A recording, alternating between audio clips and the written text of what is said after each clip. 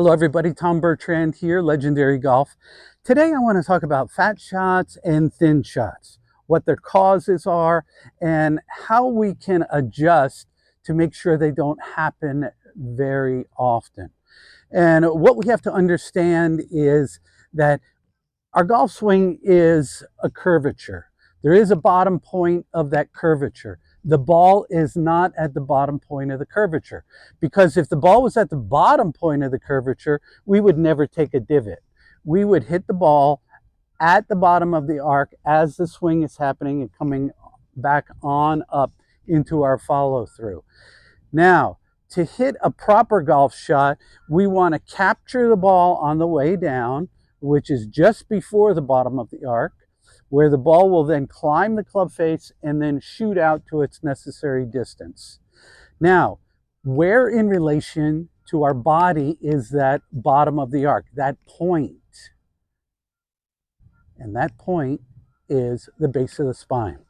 When we set up, in a typical setup, people will have the golf ball more to the center of their swing or more to the front part of their swing. If they have it off their left heel, say they're hitting a 5-iron or a 7-iron or whatever, and they have it off the left heel, okay? That means that no matter how they set up, the base of the spine is going to be behind the ball. So what does that mean? That means in the downswing, they're going to have to slide the base of their spine to a point right in front of the ball before they capture the ball and send it on its way. Now, what John Schlee and Ben Hogan tried to develop and was successful at is making sure that people understand this, and to have people set up a little bit more with their weight toward the left side. That way, when they would take their backswing, they create a right angle with their leg and not be on their right side so that they would have to shift and turn. They just wanted to rotate and rotate.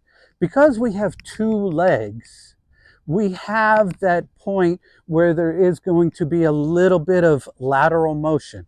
But Hogan wanted to reduce that lateral motion. So what he told John was to try and set up with the base of your spine about equal to or just behind the front of the ball. Thereby, when you are spinning in your downswing, and the base of the spine will then get to the front part or just in front of the ball. This will then create a consistent strike on the ball. As you go through the hitting area, remember, ball, then divot. All right? It's very important for you to understand that if you're mishitting a lot of your shots, it's because you're taking your backswing, your weight is shifted all the way to the right side. And if you do not get your weight shifted all the way forward, you're going to hit behind the ball. If you shift too much forward, you're going to capture, or not even capture, you're going to hit the ball thinly at the bottom of the arc and maybe dribble it or top it or whatever.